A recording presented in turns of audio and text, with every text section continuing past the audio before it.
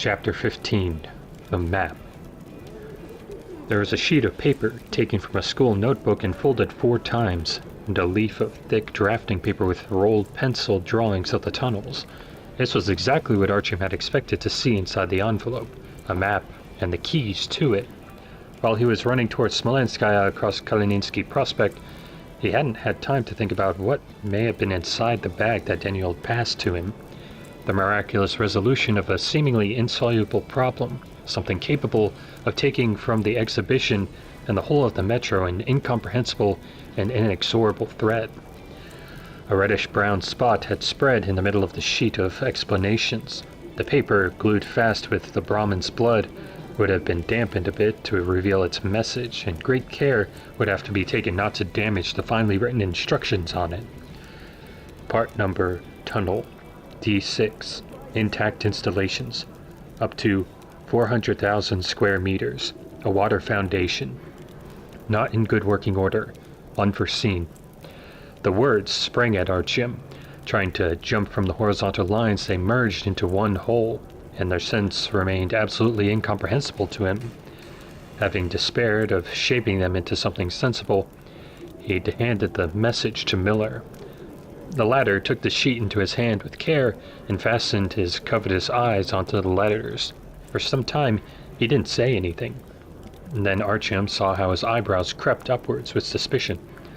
"This can't be," the stalker whispered. "It's all just nonsense. They couldn't have overlooked something like this." He turned the sheet over, looked at it from the other side, then began to read it again from the very beginning. "They kept it for themselves. They didn't tell the military. Not a surprise, really. Show them something like this and they'll immediately take it as something old." Miller mumbled indistinctly, while Artyom patiently waited some explanations. "But did they really overlook it? It's faulty. Well, let's assume it's okay. That means they must have checked it." "Can it really help?" Artyom finally couldn't stand it. "If everything written here is true, then there's hope." The stalker nodded. "What's it about? I didn't understand a thing."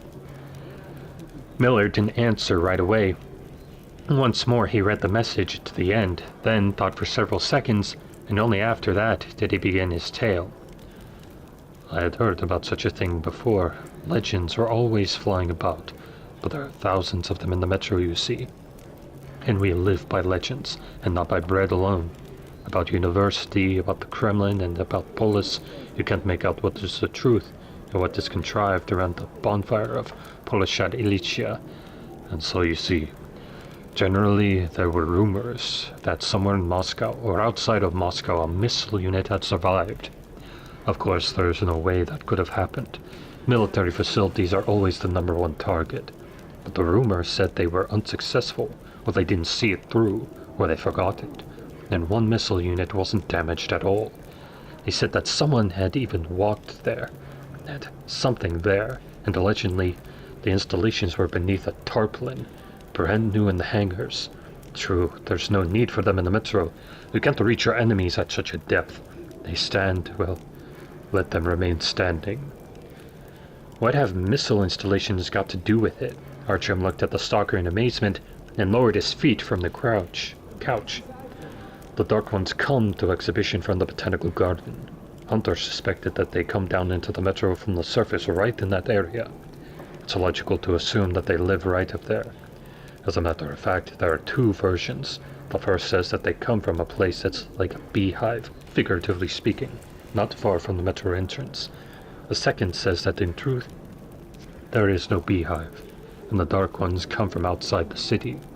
Then there's the question, why haven't we noticed more of them anywhere else? It's illogical. Although perhaps it's a matter of time. Generally, this is the situation. If they arrive from somewhere far away, we won't be able to do anything with them anyhow. We blow up the tunnels beyond the exhibition, or even beyond Prospect Mir. Sooner or later, they'll find new entrances. Barricading ourselves in the metro will be our only option, closing ourselves in tight, and forgetting about returning to the surface and forever subsisting on pigs and mushrooms. As a stalker, I can say with certainty that we won't last long. But if they have a beehive, and it's somewhere close by as Hunter thought—" "Missiles?" Artyom said at last. A salvo of 12 rockets with high explosive fragmentation warheads covers an area of 400,000 square meters, Miller read, finding the necessary place in the message. Several such salvos from the botanical garden will turn them into dust. But you just said that these are legends, Artyom objected. Well, the Brahmins say they aren't. The stalker waved the sheet. It even explains here how to find our way to the location of this military unit. True, it also says that the installations are partially inoperable. Well, just how do we get there? D6. It mentions D6 here. Metro 2. The location of one of the entrances is indicated. They maintain that the tunnel leads from there toward this unit, but that they stipulate themselves that unforeseen obstacles arise on trying to get through the Metro 2. Unseen observers? Artyom recalled a conversation he had heard once. Observers? That's rubbish and nonsense. Miller wrinkled his face. The missile unit was also just a legend, Artyom added. It remains a legend as long as I haven't seen it myself. The stalker cut him short. And where's the exit to Metro 2? It's written here. Glukhovsky station. That's strange. So many times as I've been to Glukhovsky station, I never heard anything like that. So what'll we do now? Artyom was curious. Come with me, the stalker answered. You have a bite, relax, and I'll think about it for a while. We'll discuss it tomorrow. Only when Miller began to talk about food did Artyom suddenly become aware of how hungry he was. He sprang to the cold, tiled floor and was at the point of hobbling toward his boots when the stalker stopped him with a gesture. Leave your shoes and all your clothes. Put them there in that box. They will clean and disinfect them. They will also check your rucksack. Over there on the table are trousers and a jacket. Put those on.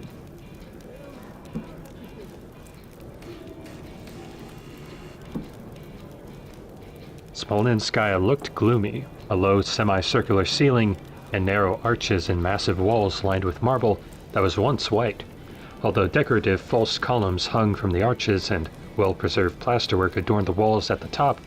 All of it only accentuated his first impression. The station gave the impression of a citadel besieged for a long time that its defenders had adorned in their own manner, giving the place an even more stern appearance. The double cement wall with the massive steel doors along both sides of the pressurized gate, the concrete firing points at the entrances to the tunnels, all said that the inhabitants here had grounds to fear for their safety.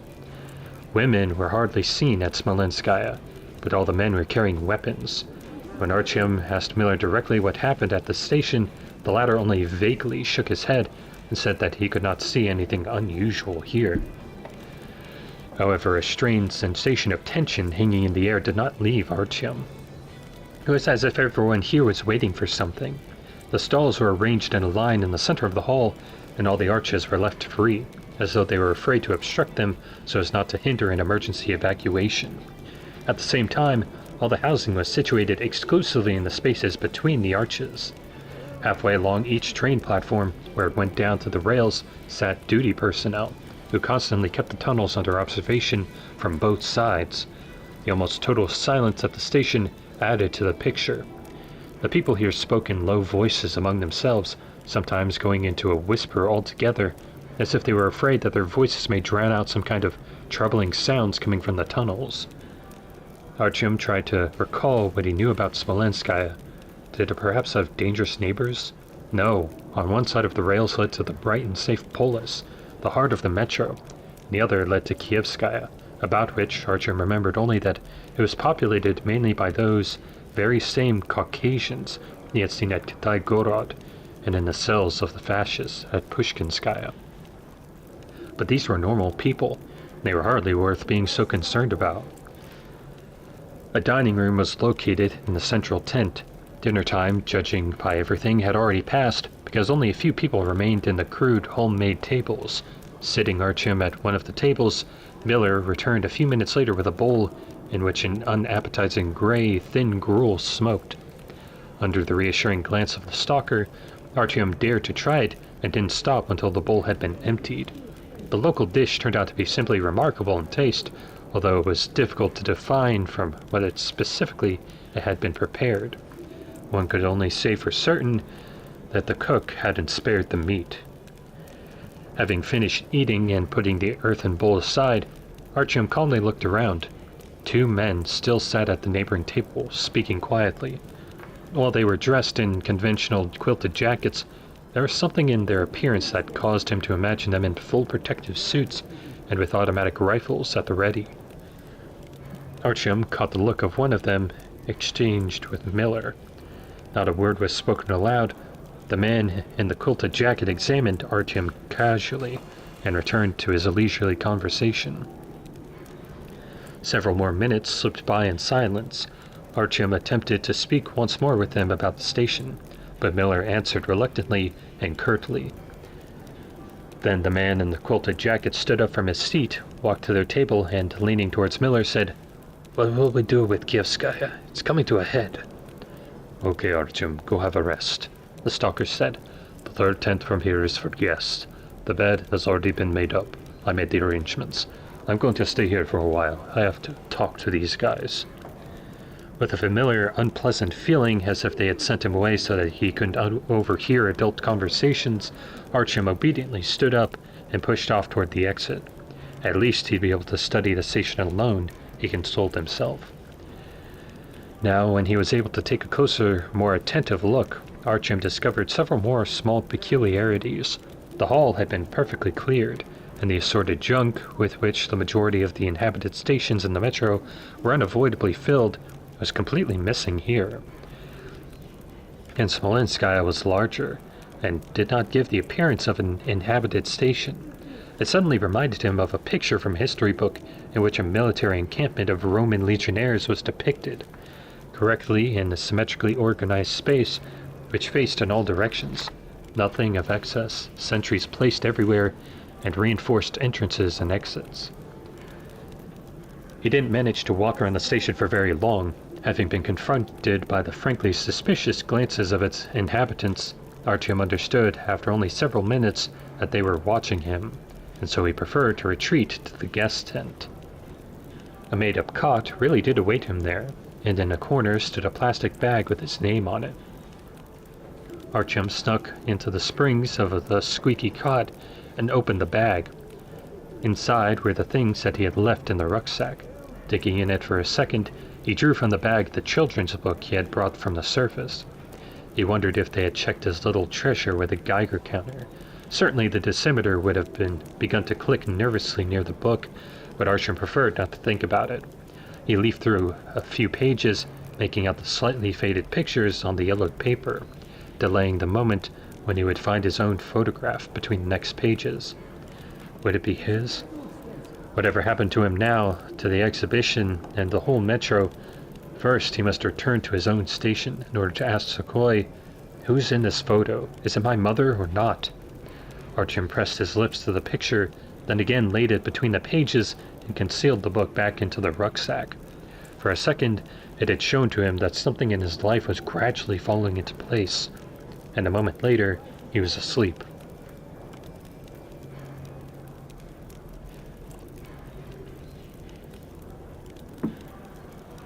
When Artyom opened his eyes and left the tent, he didn't even consider how much the station had changed. Fewer than 10 complete housing units remained there. The rest had been broken or burned.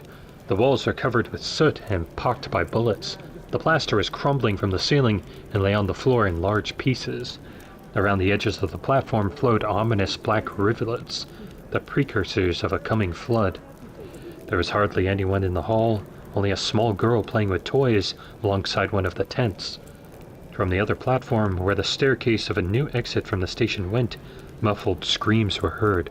Only 2 surviving emergency lighting lamps dispelled the darkness in the hall. The submachine gun that Artyom had left at the head of the cot had disappeared somewhere. Searching the whole stall in vain, he resigned himself to the fact that he had to go unarmed. Just what had happened here? Artyom would have liked to question a little girl who was playing, but she, having just seen him, desperately broke into tears so that to get anything from her proved to be impossible. Leaving the little girl choking in her tears, Artyom carefully passed through the arch and glanced at the path. The first thing that caught his glance was the 3 bronze letters screwed into the marble facing. VNKH. Where the D should have been, only a dark trace was visible. A deep crack went across the whole inscription along the marble. He had to check what was happening in the tunnels. If someone had captured the stations, then, before going back for assistance, he had to explore the situation in order to explain exactly to his allies from the south what danger threatened them. Immediately after the entrance to the line, there was such an impenetrable darkness that Artyom could see no further than the elbow of his own arm. Something was utterly strange. Chomping sounds in the depth of the tunnel. It was insane to go there unarmed. When the sound stopped for a short while, he began to hear the water babbling along the floor, flowing around his boots and rushing back towards exhibition. His legs shook and refused to step forward. The voice in his head warned over and over again that it was dangerous to go on, that the risk was too great, and he would not be able to discern anything in such darkness anyhow. But another part of him, not paying any attention to all those sensible arguments, was pulling him deeper into the darkness. And having surrendered himself, he, like a wind-up toy, made one more step ahead. The darkness surrounding him became total, and nothing was visible. A strange sensation arose in Artyom, as if his body had disappeared.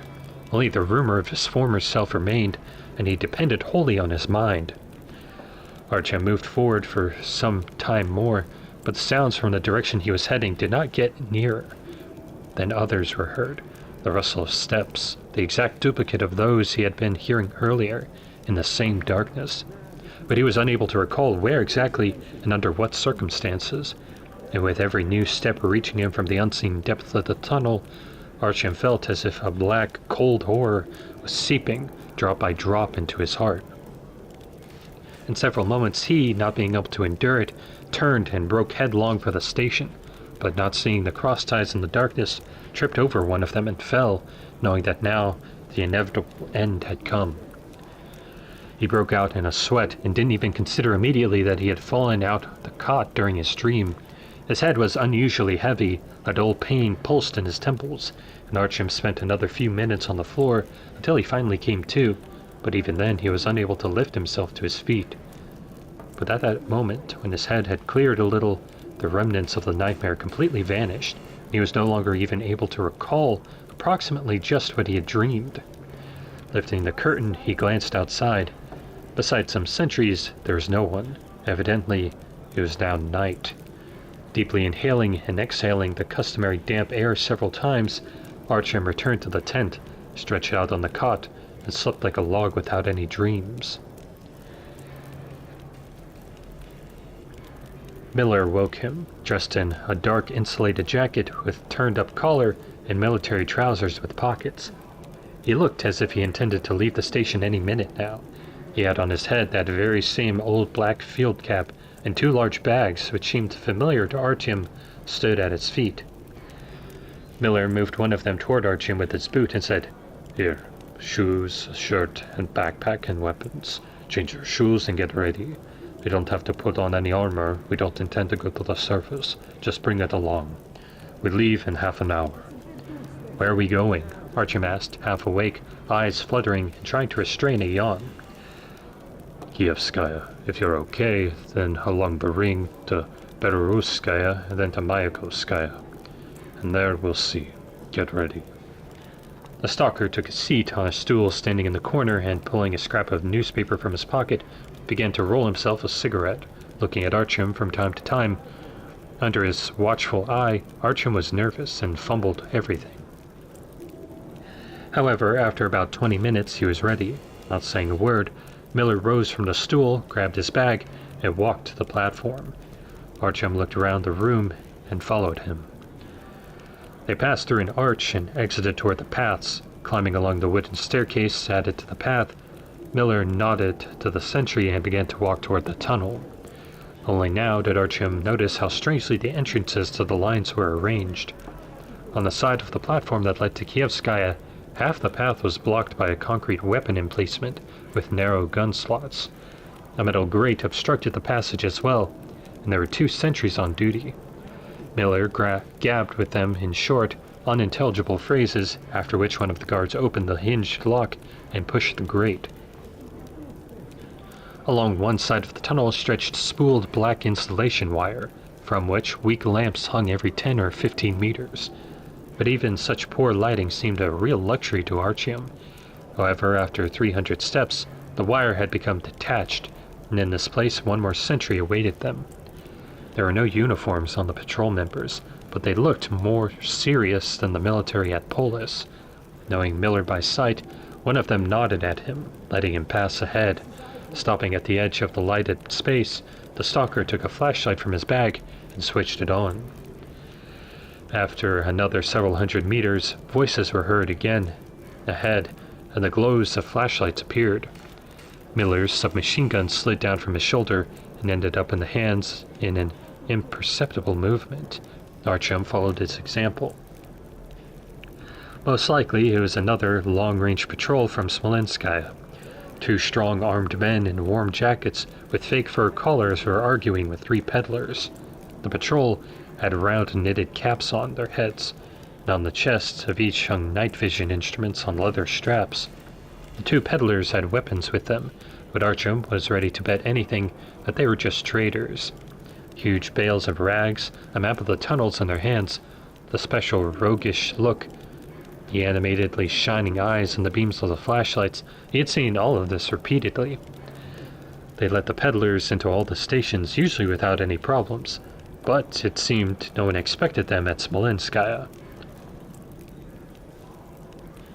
"Well, it's okay, pal, we're going by." One of the traders was trying to convince a patrol member, a lanky, mustachioed man in a quilted jacket that fit too tightly. "We have our belongings here. Take a look for yourself. We'll be trading at Polis," echoed another peddler, a chunky guy with hair down to his eyes. "What harm is there from us for you? There's only good. Here, take a look. Jeans just like new. Your size for certain. Brand name. I'll give them to you for free." The third had taken the initiative. The sentry shook his head in silence, blocking their passage. He answered next to nothing, but as soon as one of the peddlers, taking his silence for agreement, tried to step ahead, both sentries nearly simultaneously clacked the bolts of their submachine guns. Miller and Artyom stood 5 paces behind them, and though the stalker lowered his weapon, the tension was felt in his attitude. "Stop. I'm giving you 5 seconds to turn around and leave. It's a secure station. They don't allow anyone here. 5, 4. One of the sentries began to count. "Well, how are we supposed to get there? Through the ring again?" One of the peddlers was about to get perturbed, but another, shaking his head resignedly, tugged him by the sleeve, and the traders picked up their bales from the ground and dragged themselves back. Waiting for a minute, the stalker gave Artyom a sign, and they began to walk to Kievskaya right behind the peddlers. When they were passing the sentries, one of them silently nodded to Miller and put 2 fingers to his head, as if giving a salute. A security station. Artyom was curious when they themselves had passed the cordon. What's that mean? "Go back and ask," the latter snapped, stopping Artyom from asking any more questions. Although Artyom and Miller were trying to hold a bit further back from the peddlers walking ahead, the sound of their voices came ever closer, then suddenly stopped short. But they hadn't passed even 20 paces when the beam of a light struck them in the face. "Hey, who is there? What do you need?" someone cried nervously, and Artyom recognized the voice of one of the traders. "Calm down. Let us pass and we won't bother you. We're going to Kievskaya." The stalker answered quietly but clearly. "Pass. We'll let you go ahead. No use breathing down our necks," they declared from the darkness after conferring briefly. Miller shrugged his shoulders with displeasure and leisurely moved ahead. After about 30 meters, that very same trio of peddlers was waiting for them. Upon Artyom and Miller's approach, the traders politely lowered their wares to the floor, parted, and allowed them to pass. The stalker, as if nothing had happened, began walking further on, but Artyom noted that his pace had changed. Now he walked silently, as if hoping to muffle the sounds. Although the peddlers immediately followed them, Miller didn't look at them once. Artyom himself had been trying to overcome the desire to turn around for a rather long time, about 3 minutes, but then he looked back anyhow. "Hey!" a tense voice was heard from behind. "Wait up there!" The stalkers stopped. Artyom began to feel perplexed. Why was Miller so obediently responding to some petty traitors? Are they so bitter because of Kievskaya or because they are protecting Polis? One of the peddlers asked upon catching up with them. Naturally because of Kievskaya, Miller replied, and Artyom felt a pang of jealousy. The stalker hadn't wanted to tell him anything. Yeah, I can understand that. It's getting scary at Kievskaya now. Well, it's alright. Soon these neatniks from your guard will have to be hot. Everyone would be running to you from Kievskaya. Do you understand just who will remain living at the station? It'll be better to be shot, the lanky peddler mumbled. Have you rushed the guns yourself? The other spitefully harumphed. Psh, don't pretend you're a hero. Well, you haven't been too hot yourself either, the lanky one responded. And just what's going on? Artyom couldn't contain himself. The two peddlers immediately looked at him as if he had been asked a question so stupid that even a child knows the answer. The stalker kept quiet, and the peddlers grew silent, and they walked for some time in complete silence. Whether because of this, or perhaps because the prolonged silence was growing spooky, Artyom suddenly no longer wanted to hear the explanation. And when he had decided he was about to give up on them, the lanky one finally and reluctantly pronounced, "The tunnels to Park Peabody are there, right ahead." Hearing the name of the station, his two fellow travelers pressed closer to each other, and Artyom imagined for a second there was the rush of dank tunnel air, and the tunnel walls were collapsing. Even Miller shrugged, as if trying to warm himself. Artyom had never heard anything bad about Park Peabody, and was not able to recall one tale associated with the station. So just why suddenly had he become so uneasy at the sound of its name? What, it's getting worse? The stalker asked gravely. What do we know? We're just ordinary folks. We pass it sometimes. Stay there, you'll understand. The bearded one mumbled vaguely. People disappear, the thick-set peddler stated under his breath. Many are frightened, so they run. One can never make out who has disappeared or who ran away on their own. It's even more awful for the rest. And all these tunnels are damned, said the lanky one, and he spat at the ground. But the tunnels are blocked. Miller was stating a fact. They've been blocked for 100 years, but what about since then? Well, if you're a stranger, then it's better you should understand us. Everyone knows that there's a fear of the tunnels, even though they've been blown up and blocked 3 times. Anyone can feel it in their skin as soon as they show up there. Even Sergich over there. The lanky one pointed at his bearded companion. Exactly, the shaggy Sergich confirmed, and he crossed himself for some reason or other. But they're guarding the tunnels, aren't they? Miller asked. The patrols are here every day, the bearded one nodded. And have they ever caught anyone? Or seen someone? The stalker prodded. How would we know? The peddler gestured hopelessly. I haven't heard, but they tried to catch someone. And what do the locals say about it? Miller wasn't backing off. The lanky one said nothing. He only gestured somberly, but Sergich glanced back and said in a loud whisper, "It's the city of the dead." And thereupon he crossed himself again. Artyom wanted to burst out laughing. He had already heard too many stories, fables, legends, and theories about just wherein the dead are found in the metro, and of souls in the pipes along the tunnel walls and the gates to hell, which they are digging at one of the stations. But now there's a city of the dead at Park Peabody. But the ghostly draft had caused him to suppress his laughter, and despite the warm clothing, it had chilled him.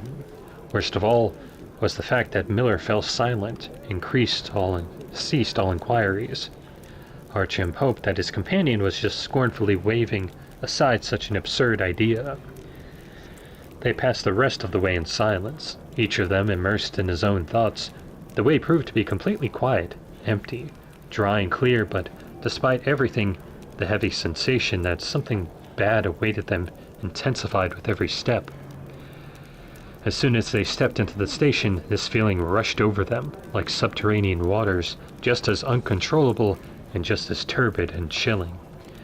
Fear ruled completely here, and this was apparent at first glance. Was this that sunny Kievskaya output about which the man from the Caucasus who was staying with him in a cell in fascist captivity had spoken?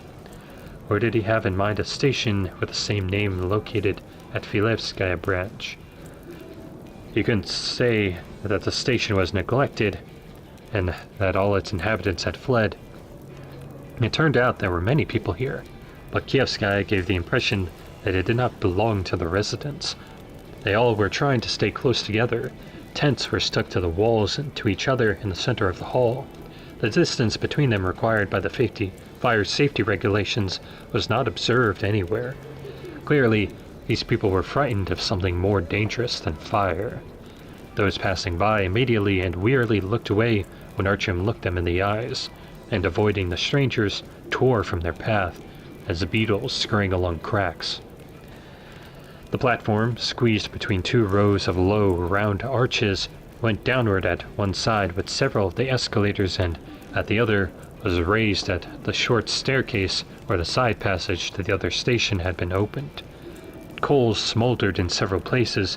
There was a tantalizing aroma of roast meat. Somewhere a child was crying. Though Kievskaya was located at the edge of the city of the dead that had frightened peddlers that spoke of, it was fully alive. Quickly saying goodbye, the peddlers disappeared into the passage to the other line. Miller, prudently having looked along the sides, resolutely began to walk to the side of one of the passages. It was immediately apparent he had been here regularly. Artyom was unable to fathom why the stalker had questioned the peddlers in such detail about the station. Had he been hoping that a hint of true state of affairs be revealed accidentally? Was he trying to flesh out possible spies? They stopped after a second at an entrance to some office facilities. The door here had been knocked off, but a guard stood on the outside. The authorities, Artyom guessed. A smoothly shaven elderly man with well-combed hair came out to meet the stalker.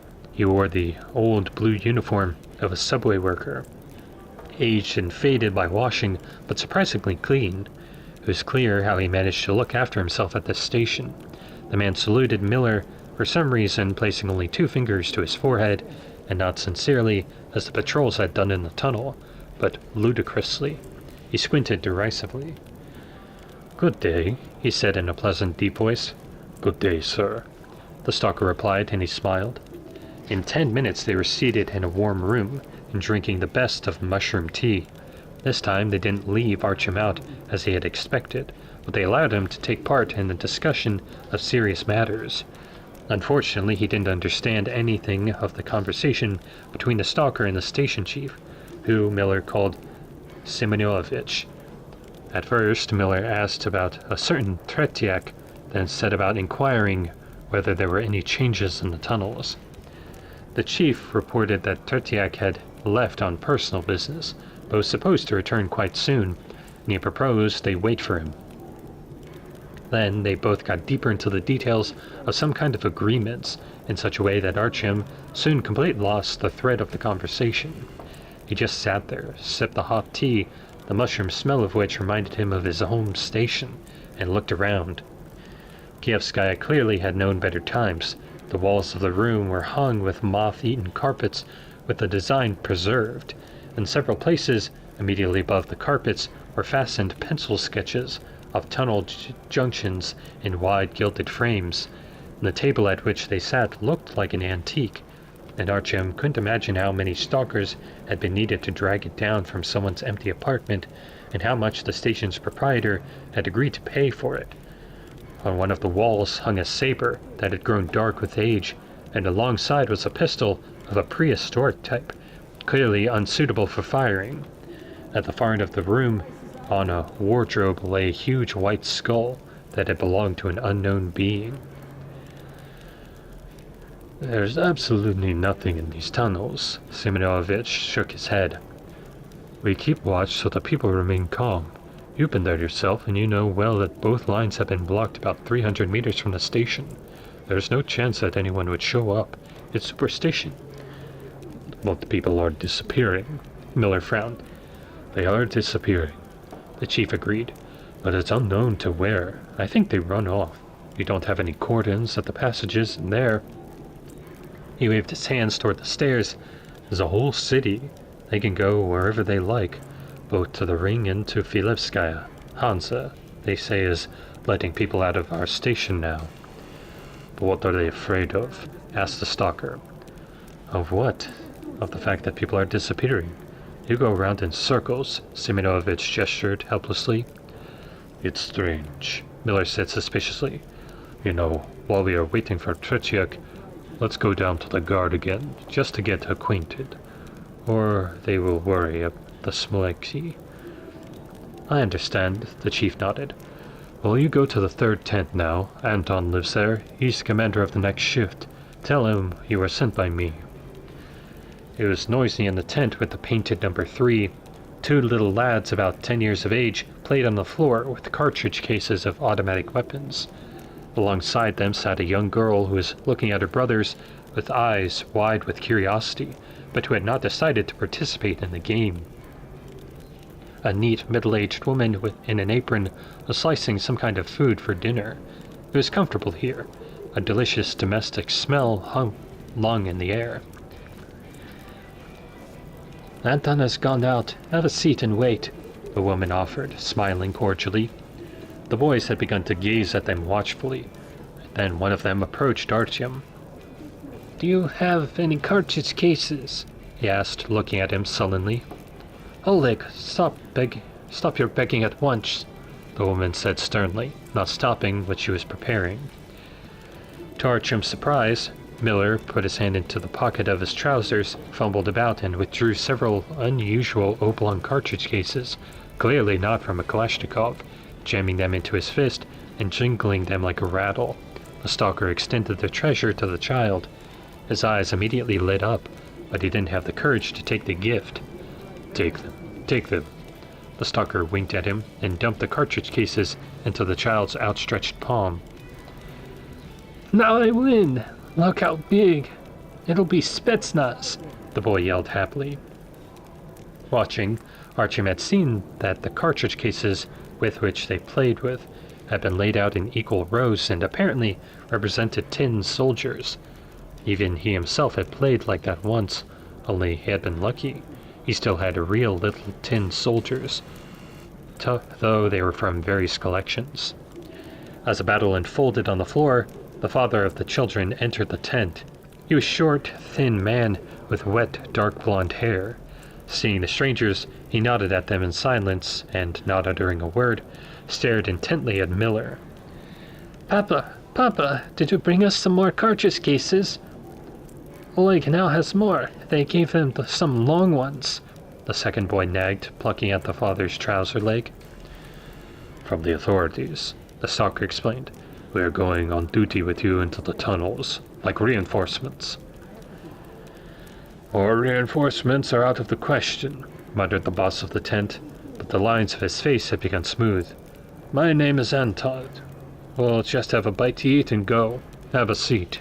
He pointed at the stuffed sacks that served as chairs in this home. Despite the guest's resistance, both partook of a smoking bowl with tumblers, unfamiliar to Artyom. He looked at the stalker questioningly, but the stalker confidently stabbed a piece on his fork, put it into his mouth, and began to chew. Something resembling satisfaction was reflected on his poker face, and this imparted bravery to Artyom. The tubers were totally unlike mushrooms to the taste. They were sweet and a little fatty, and he ate his fill of them in only a few minutes.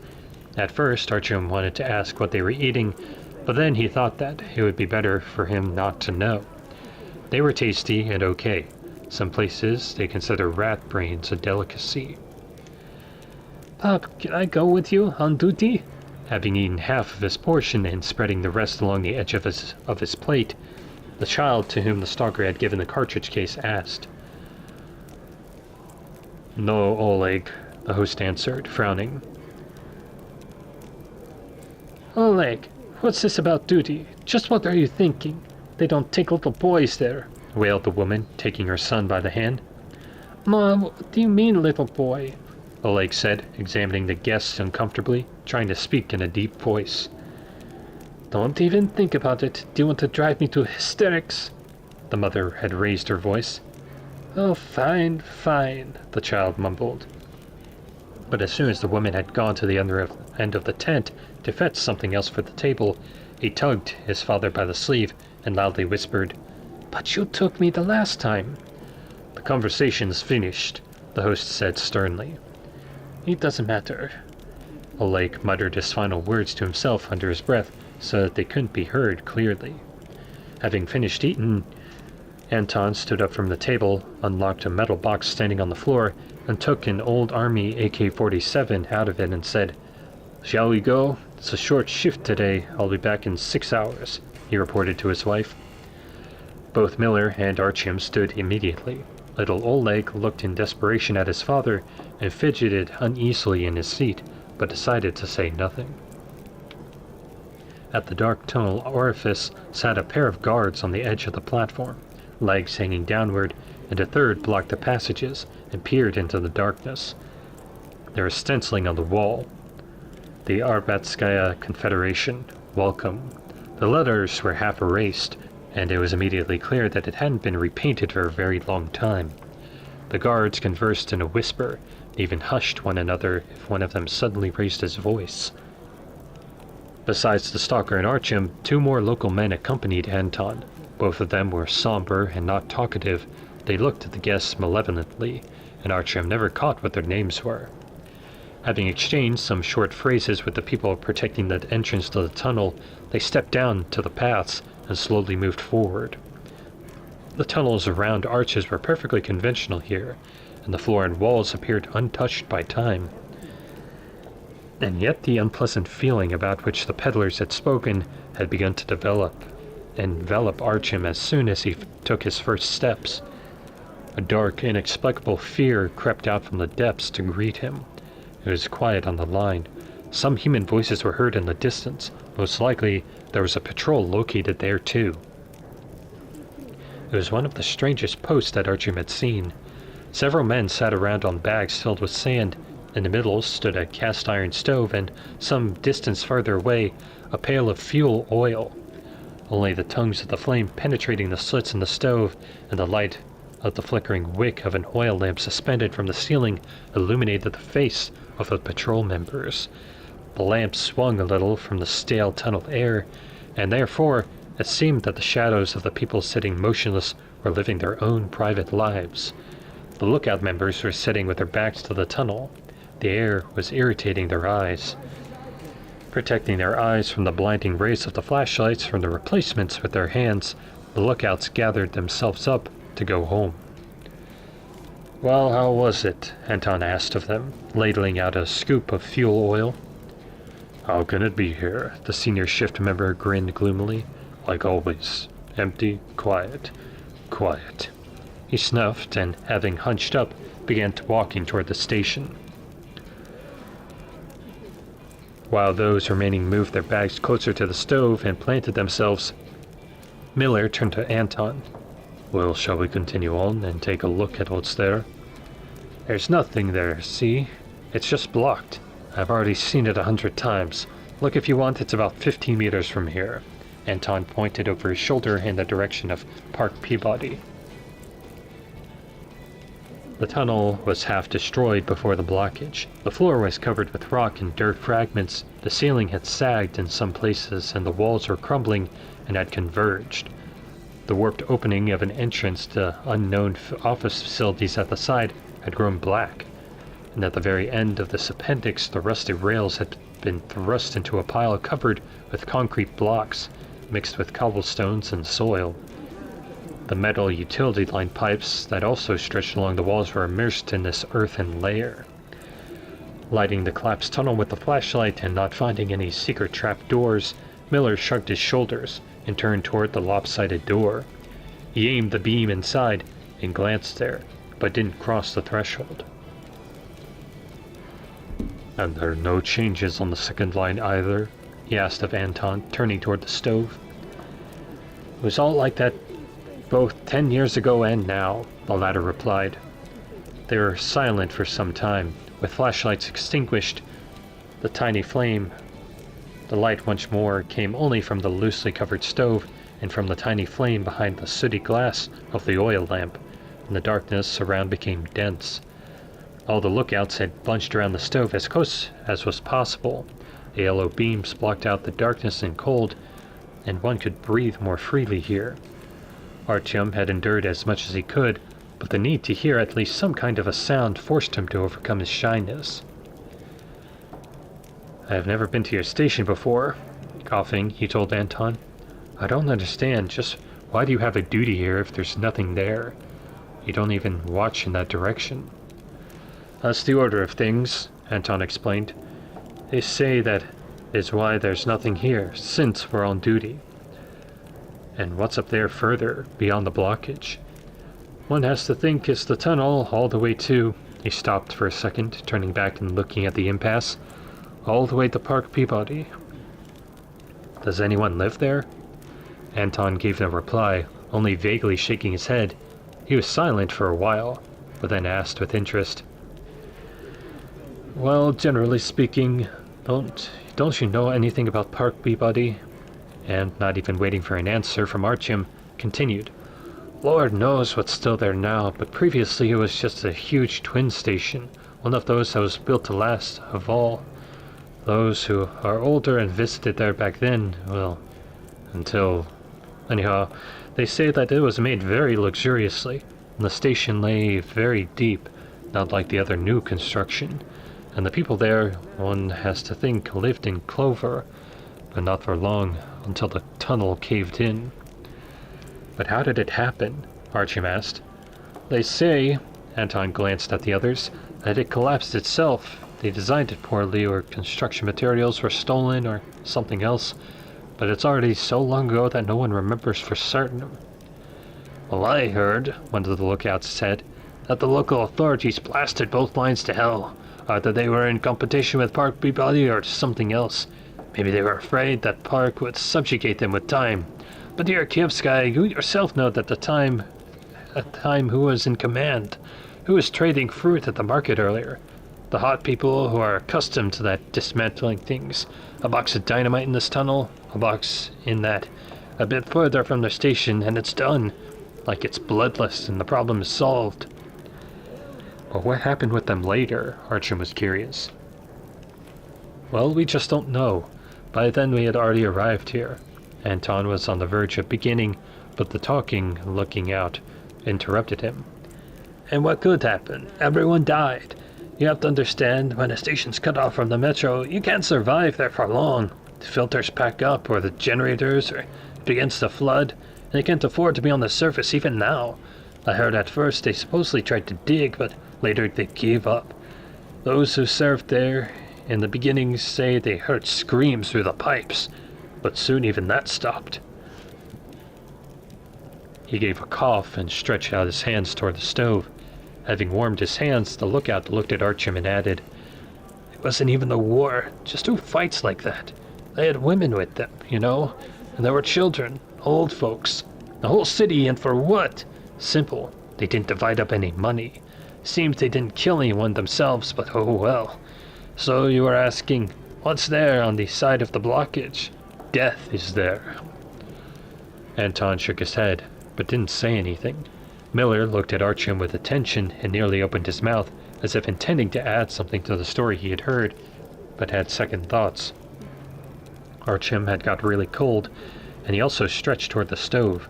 He tried to imagine what it meant to live at this station, the inhabitants of which believed that the rails leaving their home led directly to a kingdom of death. Artyom gradually began to understand that the strange duty in this broken-up tunnel was not so much necessary, but more of a ritual. Who are they trying to scare away while sitting here? Who were they able to stop coming to the station and into the rest of the metro? It became even colder, and neither the cast-iron stove nor the warm jacket given to him by Miller spared him any longer from the chill. Unexpectedly, the stalker turned towards the tunnel leading to Kievskaya and got up from his seat, listening and watching. Even Artyom understood the reason for his concern in several seconds. Quick, soft steps were heard from there, and in the distance the glow of a weak flashlight was being thrown about as if someone was hurrying, jumping over the ties, hurrying with all his might to get to them. The stalker jumped from his seat, pressed against the wall, and aimed his submachine gun at the spot of light. Anton calmly stood up, peering into the darkness, and by his easy posture, it was clear he couldn't imagine any serious danger which would come from that side of the tunnel. Miller clicked the switch of his flashlight, and the dark crawled away unwillingly. At about 30 feet from them, in the middle of the track bed, a fragile little child stood still with his arms lifted. Pop! Pop, it's me! Don't shoot! The voice was a child's. The stalker brought his beam to bear in that direction, and shaking himself, lifted himself from the ground. The child was standing by the stove in only a minute, examining his boots with embarrassment.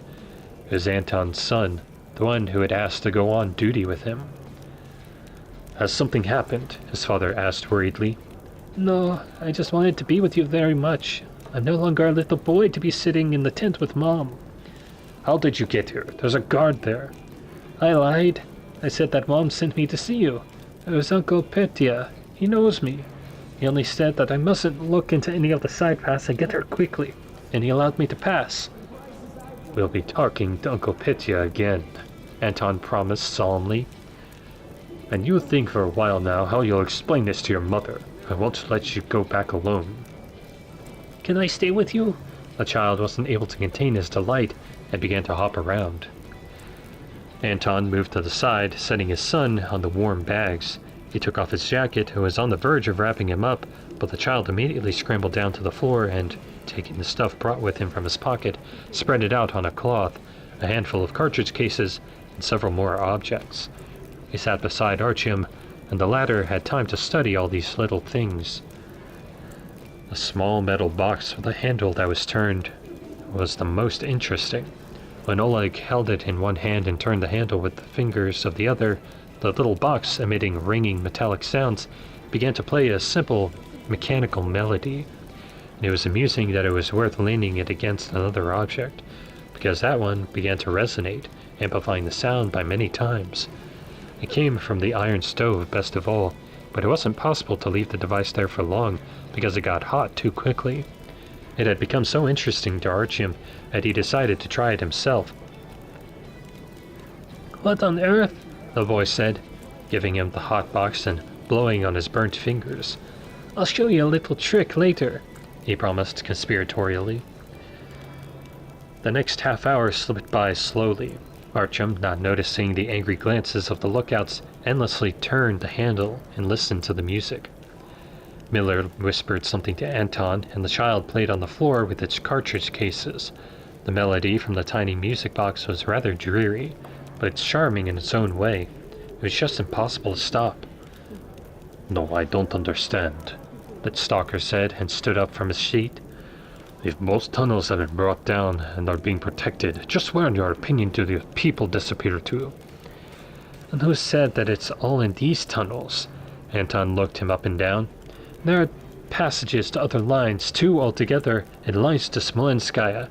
I think someone simply is making use of our superstitious beliefs.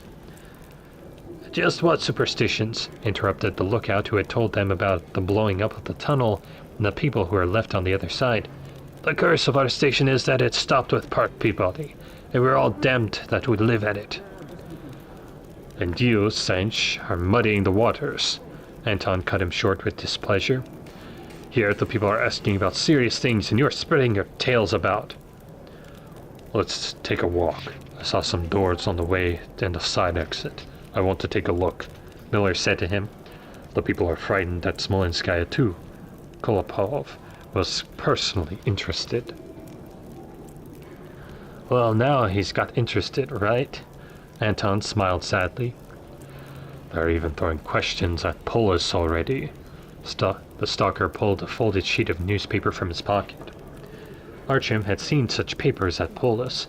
At one of the passages stood a tray where it was possible to buy them, but they cost 10 cartridges, and paying so much for a sheet of wrapping paper with poorly printed gossip on it was not worth it.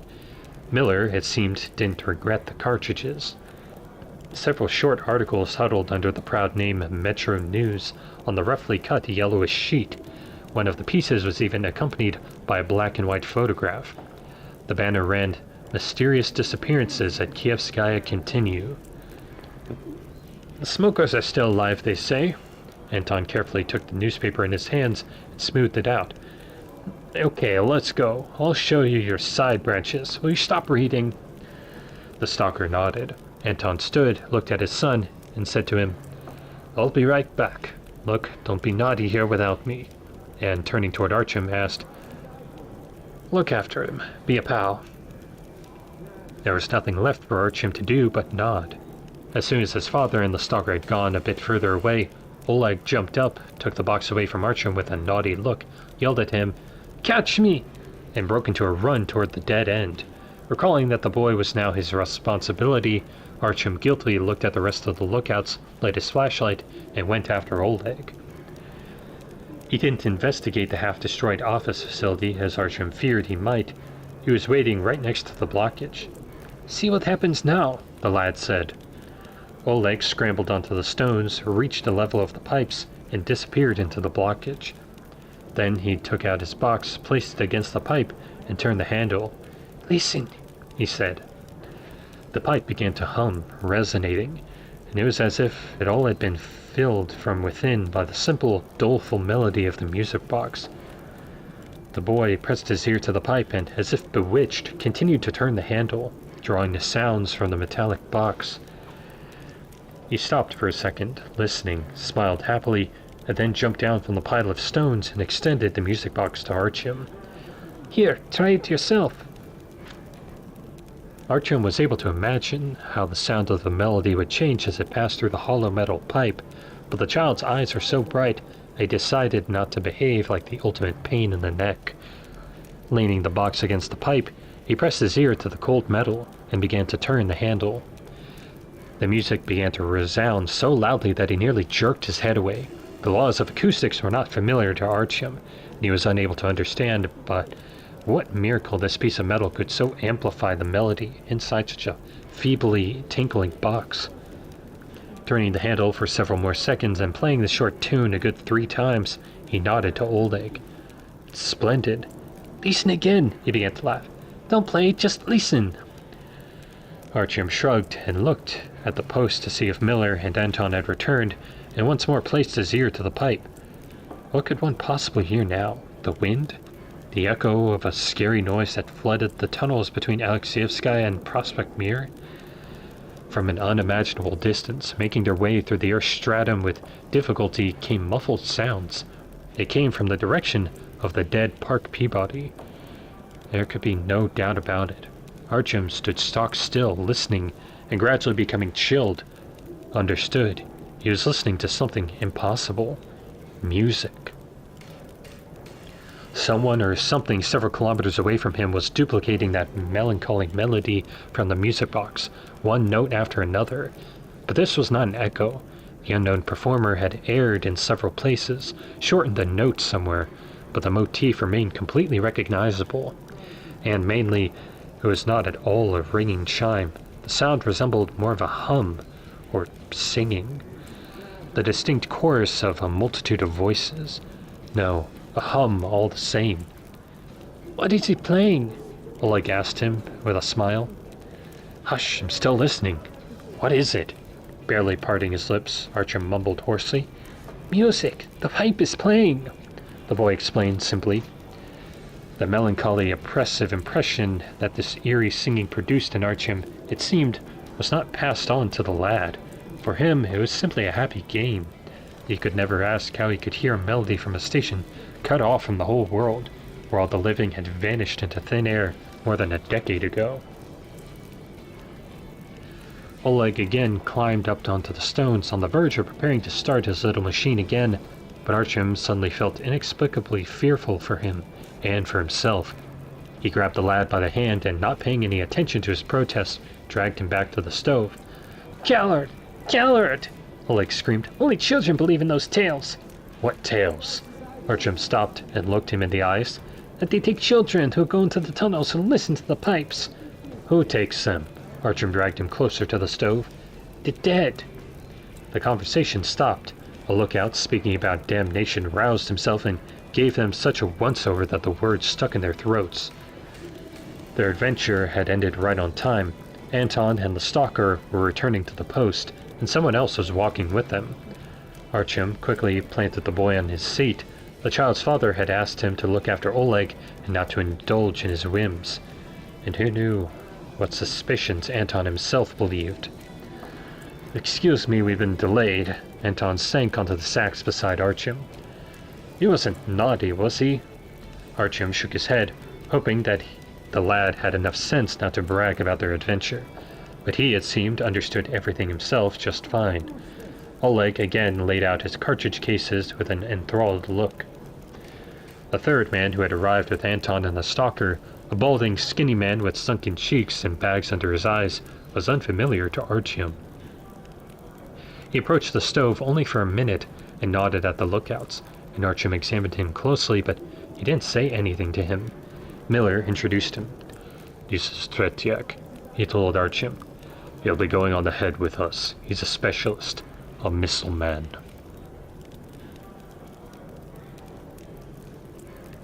Thank you. That was Chapter 15 of Metro 2033. Thank you for listening, and good night.